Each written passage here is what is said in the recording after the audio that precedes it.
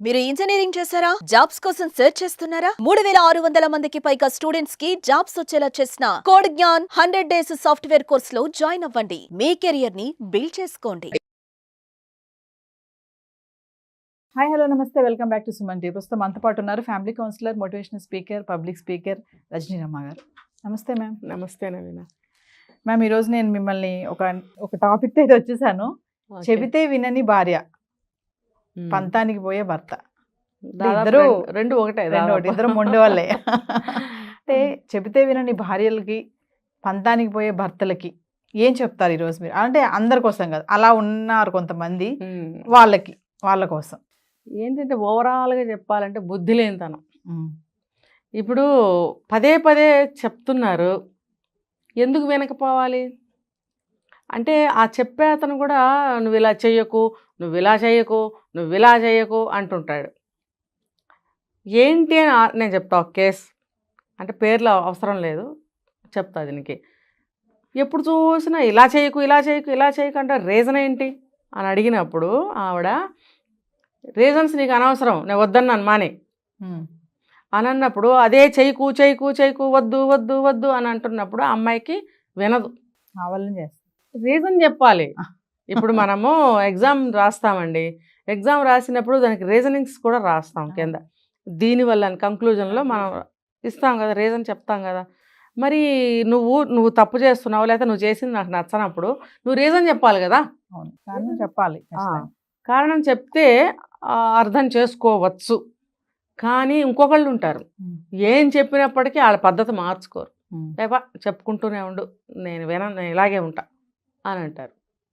అప్పుడు అని కాదు, అలాగే అతను కూడా పంతంగా ఉండేవాడు అనుకోండి, తను చేయాలనుకున్నది చేస్తుంటాడు, చెప్పాలనుకున్నదే చెప్తాడు, చెప్పకూడదనుకున్నది చెప్పడు, పంతగొండితనంగా అతను కూడా అలా చేస్తున్నాడు అనుకోండి, ఇంకా ఇద్దరిలో కూడా పెరుగుతాయిగా ఇవి.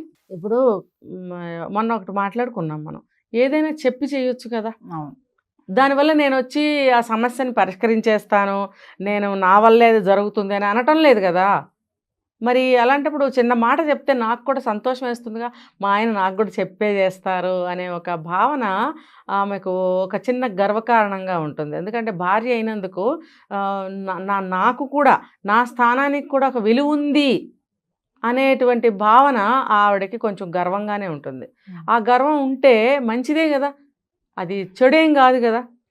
ఆ గర్వం ఏంటంటే ఆవిడకి ఇంకొంచెం ఉత్సాహాన్ని, ఇంట్లో అన్నీ కూడా బాధ్యతగా చేయటానికి ఒక దోహదం అవుతుంది కదా. కానీ చెప్పడం, ఎన్నిసార్లు అడిగినా సరే ఏమి చెప్పకుండానే చేస్తాడు. మరి అది పంతమే కదా. మరీ గట్టిగా నిలదీసింది అనుకోండి ఆవిడ, నీకు చెప్పేదేంటి, నీకెందుకు చెప్పాలి, నేను ఇలాగే చేస్తాను, నోరు మూసుకుని పడుండు, నీకేం తెలుసు, నీలాంటి దేభ్య మొహానికి, నీలాంటి మొద్దు మొహానికి ఇంకా నీకు అసలు ఏం తెలుసు అని నీకు చెప్పాలి. చాలా తప్పండి ఇది. అసలు అటువంటి మాటలతోటి గాయపరచటం అన్నమాట. ఒక్కొక్క మాట ఒక్కొక్క గాయం కలిగిస్తుంది. నేను ఒకటి చెప్తా చూడండి, ఒక మంచిగా చదువుకున్న అమ్మాయిని పెళ్లి చేసుకుని, నీ మొహం చూసుకున్నావా అద్దంలో ఎప్పుడన్నా, నీకు అసలు ఏం తెలుసు, అసలు నీకు ఎందుకు చెప్పాలి, అసలు నువ్వు నాతో అసలు మాట్లాడకూడదంట, భయపడాలంట అతన్ని చూసి. ఎందుకు అని అంటే అతని మనసులో ఉన్నాయి కారణాలు. నీకు పెళ్ళికి ముందు తెలీదా నీకన్నా అందగత్తే నిజానికి అమ్మాయి. మరి నిన్ను చూసుకో ఒకసారి, నిన్ను చూసుకుని అమ్మాయిని అనాలి కదా. నీకన్నా 1000 రెట్లు బాగున్నప్పుడు ఆ అమ్మాయిని మాటలతో కుంగదీయటం అవసరమా? అలా అని చెప్పి మూలకు తోసేస్తారు అడగకుండా చేయటం కోసం. ఒకవేళ నిలదీసి ఎప్పుడన్నా అడిగితే ఈ మాటలు చెప్తారు, నీకు అవసరమా, నీ మొహానికి, నేను ఇలాగే ఉంటాను, నీకు చెప్పేది ఏంటి, ఇలా మాట్లాడతారు.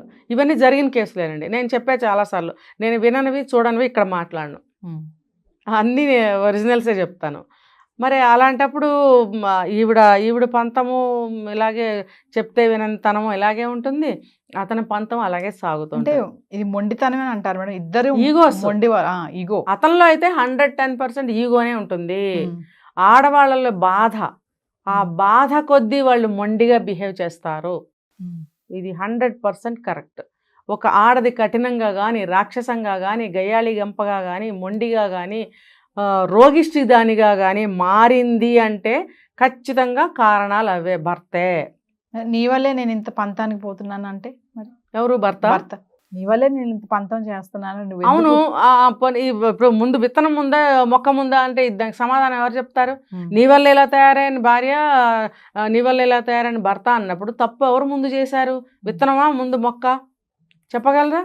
అందుకని ఏం చేయాలి, ఇద్దరూ కూడా కొంతకాలం పీరియడ్ మనసులో పెట్టుకోవాలి, లేదా అనుకుని పెట్టుకోవాలి. ఏమనంటే ప్రతిదాన్ని కూడా మనం ఎలా హ్యాండిల్ చేయాలి. ఇలా పంతాలు నువ్వు మానుకో, నువ్వు ఏదన్నా మంచిగా చెప్పు, రీజన్తో చెప్పు, నేను వింటాను, నువ్వు పంతం పోవద్దు. ఇద్దరం కూడా కొంతకాలం ఇలాగా బ్యాలెన్సింగ్ నడుద్దాం. అప్పుడు మార్పు అనేది రావటం కోసం అని కూడా అనుకోవాలి. ఏదో అనేసుకున్నాం అంటే ఈ పీరియడ్లో మనం పట్టుదలగా ఉన్నామా లేదా అని టెస్ట్ కోసం కాదుగా, ఆ మార్పు కోసం మనం కొంతకాలం ఇది మెయింటైన్ చేద్దాము అని అనుకోగలిగితే మార్పు వస్తుంది, ఆలోచనలో తేడా వస్తుంది, తను చేసే తప్పు అని తెలుస్తుంది, అతనికి రీజనింగ్ చెప్పాలని తోస్తుంది. భర్త ఏదైనా చెప్తే మనం కూడా ఇలా మరీ ఇలా చేయొద్దని ఆవిడకే అనిపిస్తుంది. మెల్లమెల్లగా సర్దుకుంటాయి. ఎందుకంటే ఇన్ బిట్వీన్ పిల్లలు పాడైపోతారు, కాపురం పాడైపోతుంది, జీవితం పాడైపోతుంది. ఇద్దరు కూర్చొని కోఆర్డినేషన్ మాట్లాడుకోవాలి. లేదు అది ఇంక తెగట్లేదు అనుకుంటే కమింగ్ టు యూ అన్నమాట. సెషన్స్ కౌన్సిలింగ్ అంతే, కౌన్సిలింగ్ తీసుకోవాలి, లేదు ఖచ్చితంగా అనుకుంటే తీసుకోవాలి. అది దూరం వెళ్ళిపోద్ది ప్రమాదం. అంతే. ముఖ్యంగా మగాళ్ళు చాలా మొండిగా ఉంటున్నారు. నువ్వేం చేసుకుంటావు, నేను ఇలాగే ఉంటా. కూర్చోబెట్టి అడిగినప్పటికీ కూడా ఒప్పుకుని చావరు. అవును. అప్పుడు ఆ సమస్య తెగదు, ఇంకా భగవంతుడే కాపాడాలి. పంతం మొండి బాగా ఇగో పొగరు.